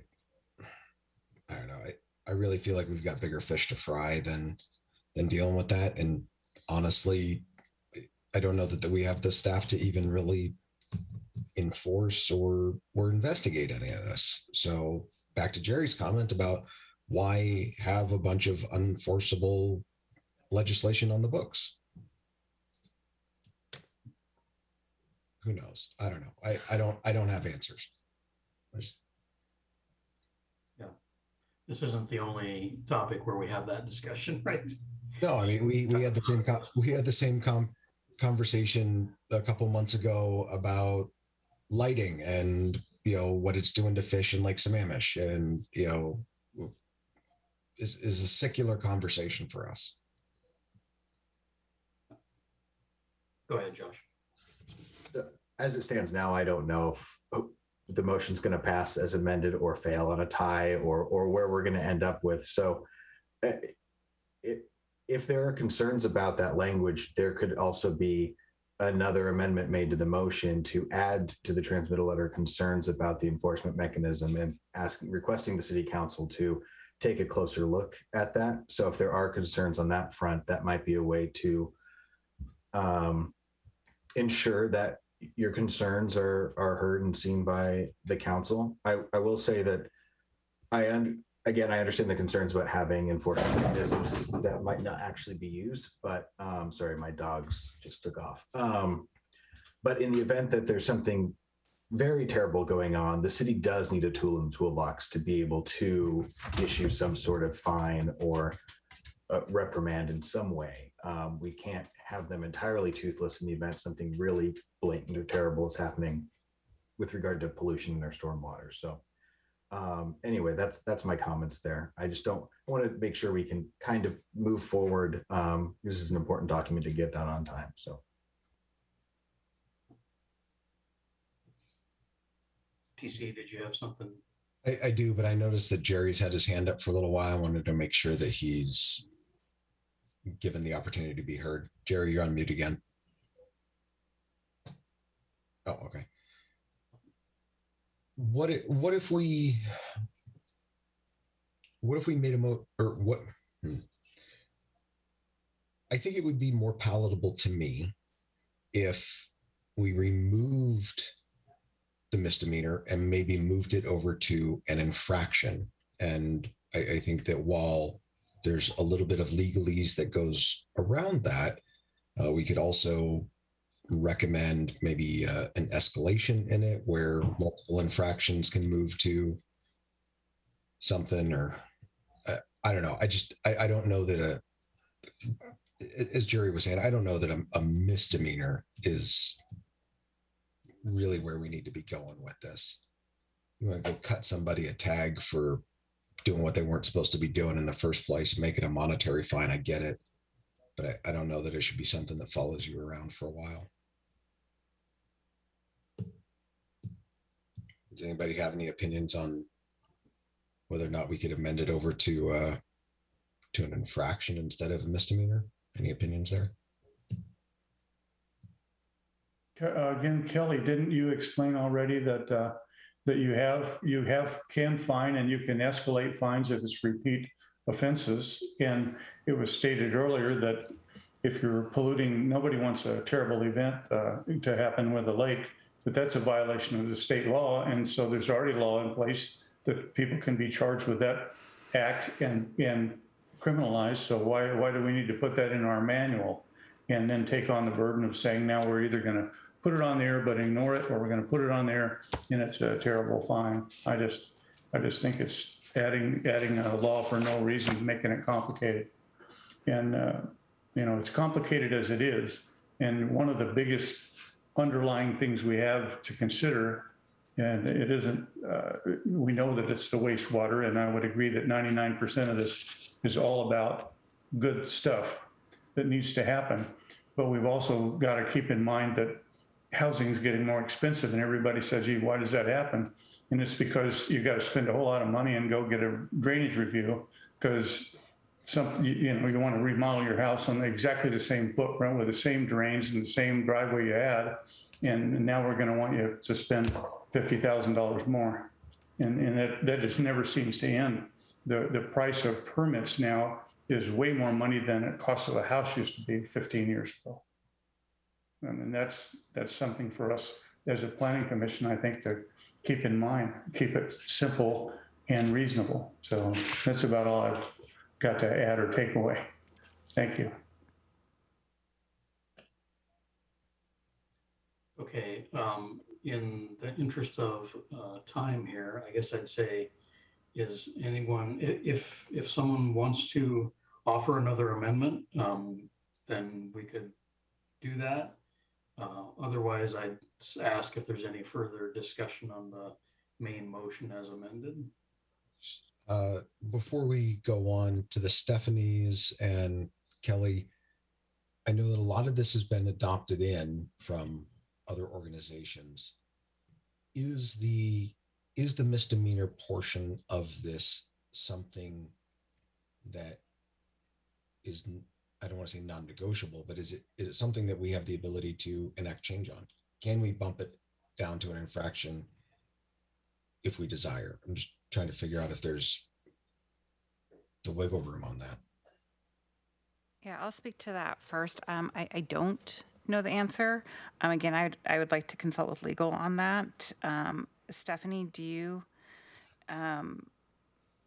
is this something that's being required to be included as part of this NPDES permit or otherwise? I don't know the answer either, but in just reading that section of code, it's any willful violation of an order issued pursuant to SDC 2103 050 F4. Okay, so yeah, I don't know.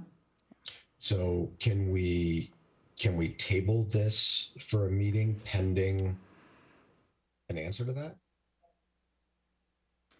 I think what you can do is Mark or Chair Boffman recommended is you can ask that question be posed during the city council meeting when city council takes this up as part of your recommendation. You can note that you have concerns related to the misdemeanor, and if city's attorney, if the city attorney could address that at the time that this is presented to city council so that that could be taken up with the council. I think that's one option to consider. Yeah, I think in this instance, I believe our two options would be exactly as Kelly said, amend the motion to recommend further study of whether a misdemeanor can be removed or lessened. And the other option is we could continue this public hearing to another meeting.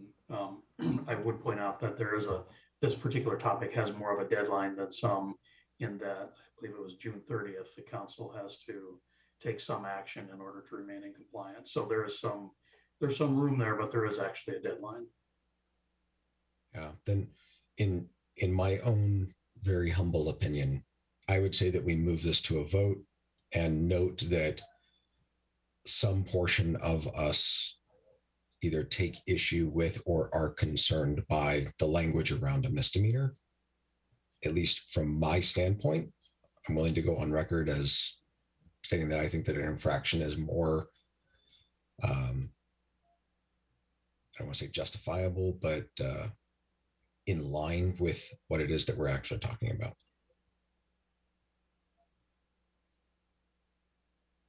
And I generally agree with you. I guess I'm not sure whether it's more appropriate to add an amendment or put it in the transmittal letter, or maybe it doesn't actually matter. Either way we do it, the message gets through the same way. I don't know that I've ever gotten into that level of specificity with how this works in communicating with the council. And of course, all of us could certainly call any of them and provide that feedback as well. Who provides the transmittal letter, and is there an opportunity to review it prior to transmission? I think transmittal letter comes from you, often, right? Yeah, the normal process, which doesn't mean this is exactly how it has to be, right? But the normal process is Evan, in this case, would either he writes it or somebody writes it and he reviews it. Then he sends it to me. I review. If I'm okay, I sign. Then it goes to Josh. In this case, he reviews, he signs. Then it's finalized and goes to the city council. In the past, we haven't necessarily had the rest of the commission review it. I don't know if that's a possibility or not, but that's just sort of the normal process that we've done previously. I think as long as the position's noted in the transmittal letter, I'm happy to move forward with it the way it stands. Okay. I'm satisfied with that too, Mr. Chairman. I think that if we can make those concerns known and respect the work that's been done and keep this thing moving the way that the staff needs it to and the city does, that then it's up to them to consider whether those points are, worth the hill to die on or not. Yeah. And we can keep moving. So I don't know how to articulate that, but I'd let Josh do that because he's good at it. And that's why he's the vice chair. That's called being voluntold right there. Yeah, exactly. I don't know that I'm good at it. So to formalize it, I guess I'd move to amend the motion as amended to include our concerns around the enforcement mechanism for this section of code, particularly related to the misdemeanor aspect. How does that work? I don't know that that's actually a motion to amend the literature, right? So our recommendation, okay, my motion is to recommend the inclusion of our concerns around the enforcement mechanism, particularly related to the misdemeanor aspect. I second. Okay. So any further discussion about that motion? We're not quite in compliance here, but it's close enough. Okay, all those in favor say aye. Aye. Opposed? Aye. No. Okay, so let's get back to the original motion as amended.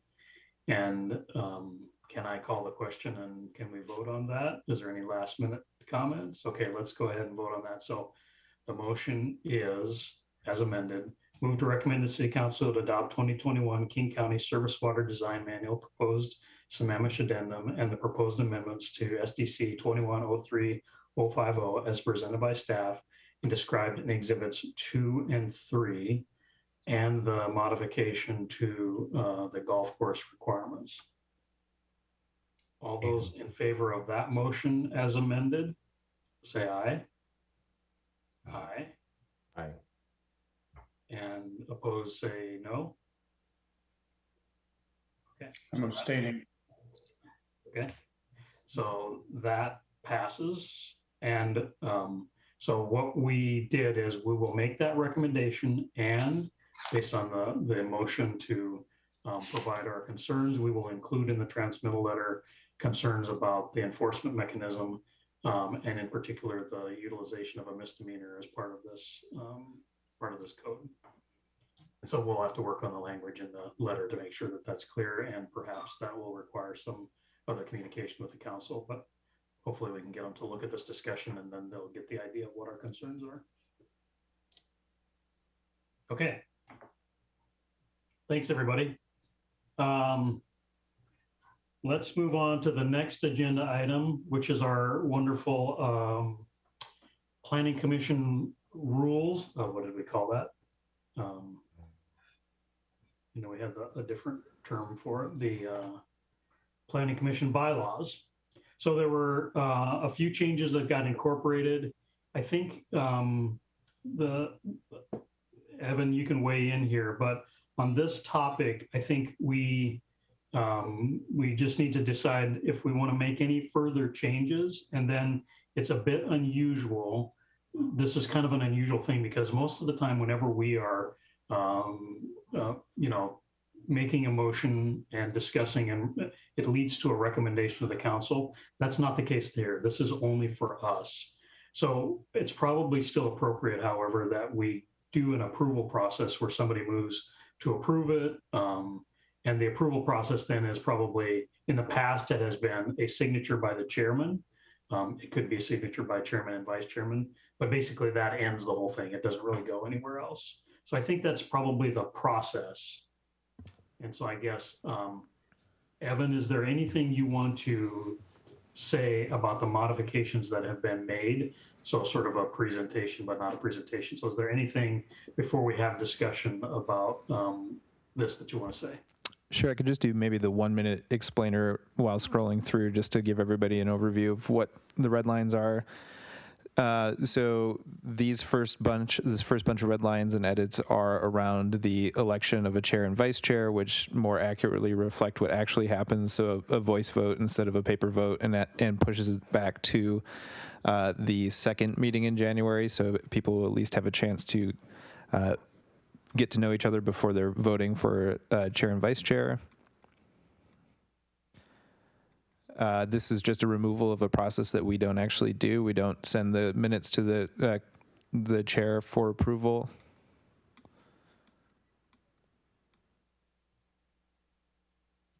This comment or this addition reflects a comment from one of the planning commissioners during the last meeting to just asking that comments be provided with in advance in a sufficient manner to allow time for review. This just clarifies the order of the meeting agenda. Again, this is just kind of written guidance for future planning commissions, but nothing that has to be adhered to because, as pointed out, we can amend the agenda at will.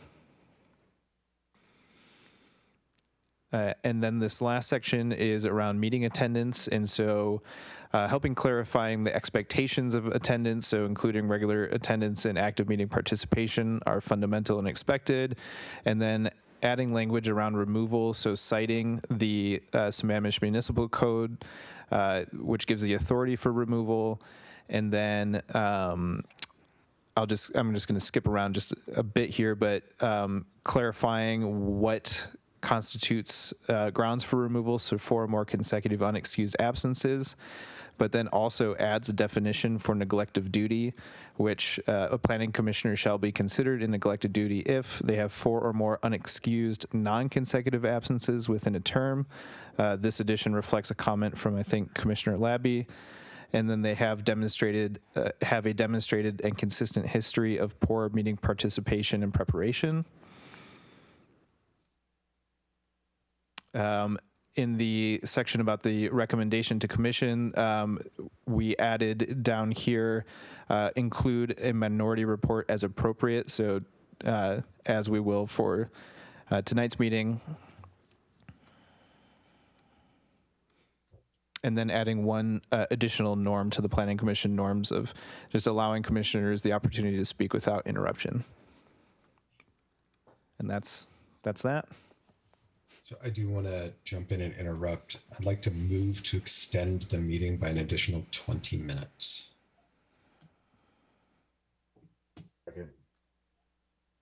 Okay, it's moved and second to extend to 8:50. Right? All those in favor say aye. Aye. Opposed, no. Thanks, TC. Okay. Any questions for Evan? I think we have just a few items we can discuss on this, but it's pretty short. Okay, so again, to follow the procedural requirements, I'm gonna Mr. Chairman, point of order, you called for questions. My hand was up. There you Oh, go. I'm sorry. You're small on my screen and I missed it. Sorry. Yeah, I'll be big. My question was on lines 110. I think we discussed it before, that it would be beneficial to us to get the materials. It says sufficiently in advance. Would it be better for us to state what it is? You know, if the public wants to submit written stuff, to get it in 3 working days or 2 working days or something, some specific criteria prior to the meeting, rather than, you know, what does that mean sufficiently? Sure. I could just add some guidance. I obviously will defer to the commission, but we follow what the city council does by allowing public comment up until 5 o'clock the day of the meeting. And so that's where that timeline comes from. But of course, we'll obviously defer to the commission on this. Mm-hmm. Well, I see it as being beneficial to, we've got 2 people that, since I've briefly joined, that invest a lot of time, Mr. Stickney and Ms. Wichter. They spend a lot of time preparing their comments and research, but it doesn't give us a lot of time to review it prior to the meeting. So I think it's more valuable from my perspective to get it 2 days before or something, so that I can really read it and digest it and do a better job of absorbing it, if you will, rather than to say, well, it's 4:30 or 5 o'clock and be expected to look at something. So, just a suggestion to call it out.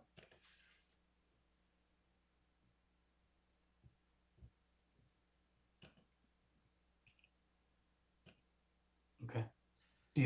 Since we're on, do you think if we said 24 hours, would that be,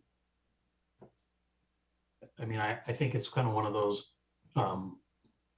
I agree with you. We'd like to ask people to get it in advance. I also don't want to set something that then really nobody will ever do because it's too far in advance. And I would be more inclined to say prior to the close of the prior business day. That roughly gives us about 24 hours. If we start going off and trying to make specific hourly recommendations, then it becomes, is it calendar hours, business hours? Are we including holidays? Just the close of the business day prior. At least that's my opinion. Okay. I agree with that. That's great. Just sometime. You know. Yep. Any other questions for Evan? Josh, did you have one? Yeah, and it's related to the election of what happens when the previous chair has not been reappointed. I don't want to stall adopting this, but I don't want to get to a meeting where everyone's looking at each other and doesn't know what they're doing. At least there's some place to look at to figure it out. So that's it. Yeah, I had written that one down. I heard you make that comment at some point, and I thought maybe we could, I hadn't looked at the language in particular, but I thought it could be something like, if chair and vice chair are not reappointed, then the longest serving commissioner remaining, somehow like that, right? The longest serving remaining commissioner shall chair the meeting until chair and vice chair are selected. That way it picks somebody. Yeah, that works for me. I think that takes the guesswork out of it and a lot of awkward looks. Like it.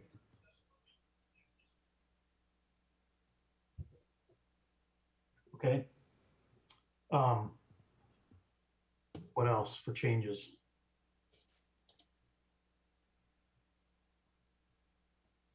Anything? So what I'm going to do is just make a motion that we adopt this and with those couple of changes, and we can see if there's any more discussion. And if that gets approved, then there'll be one sort of final version of this that's got all of that incorporated that I'll sign, and we'll put it in the drawer and everybody will get a copy. I think that's kind of how that we can keep this a fairly simple process. Okay, so I'm going to move that the Planning Commission adopt the bylaws as presented this evening, as modified and presented this evening, with the additional 2 modifications of changing the sufficiently in advance on public comment providing materials to close of the business day prior. And in addition, adding that in the event that chair and vice chair are not reappointed, then the subsequent meeting will be chaired by the longest serving existing planning commissioner until such time as a chair and vice chair are selected. Someone like to second that? Second. All right, it's been moved and seconded that we adopt these modified bylaws with those changes. Any more discussion? No. Okay, all those in favor say aye. Aye. Opposed, no. All right, thanks. So we can wrap that up. I think that that's a useful thing to just revisit every once in a while to kind of remind folks of how things are being done, were envisioned to be done, and what we're supposed to be doing. So I appreciate the discussion and the input on that. All right, I believe we still, because we didn't just do the public hearing, we may still need to offer to do public comment, Evan, I think. Yep. For agenda related. That's correct. So let's do that. And it looks like we have one hand up for public comment. I will go ahead and promote them to panelists. Give me 1 second to get my screens reorganized here beforehand. Okay.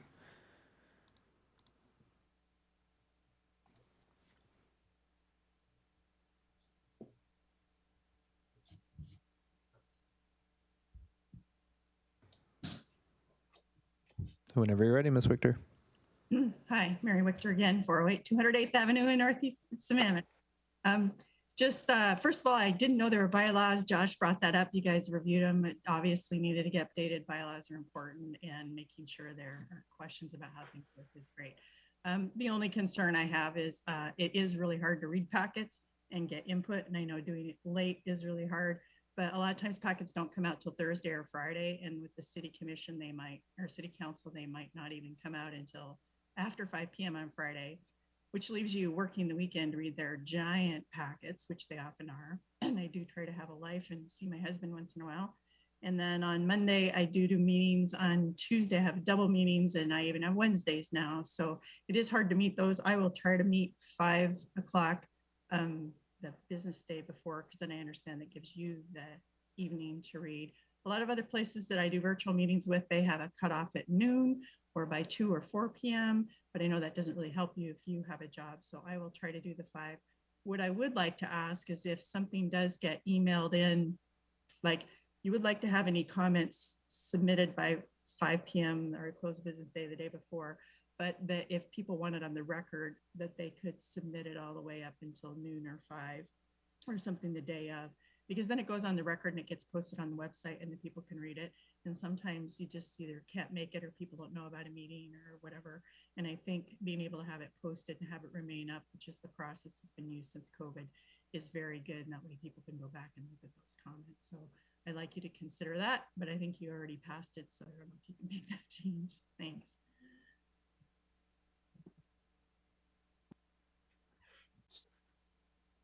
Anyone else, Evan? Nope, that was it.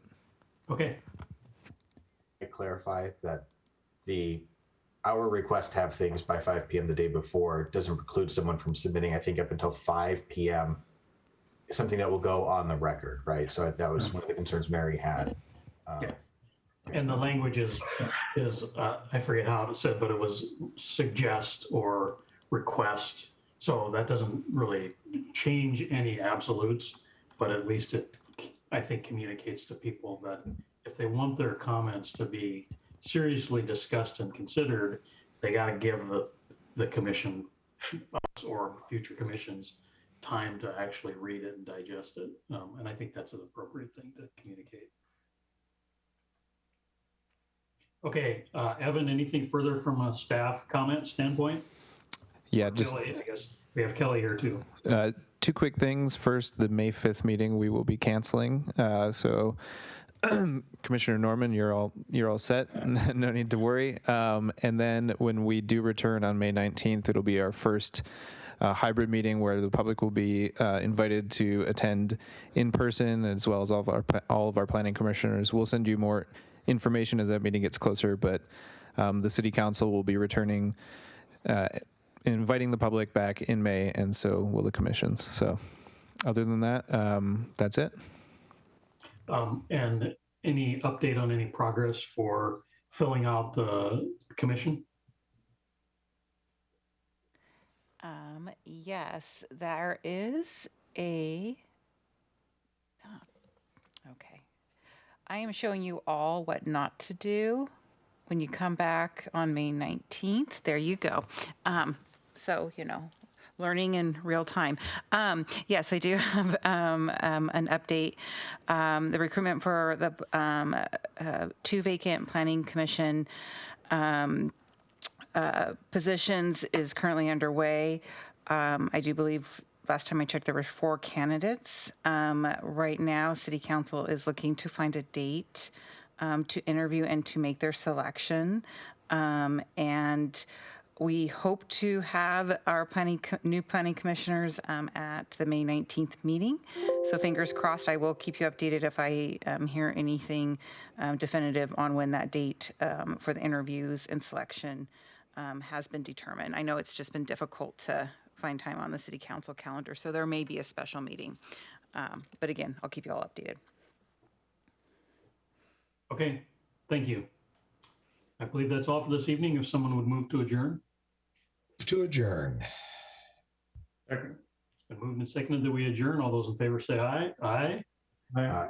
Opposed, no. Great. Thank you for a good meeting this evening, everyone. Have a nice evening. Thanks, Kelly. Thank you, Thank you. everyone. Thanks, Evan. Bye, y'all. Yep. Thank you very much. Bye.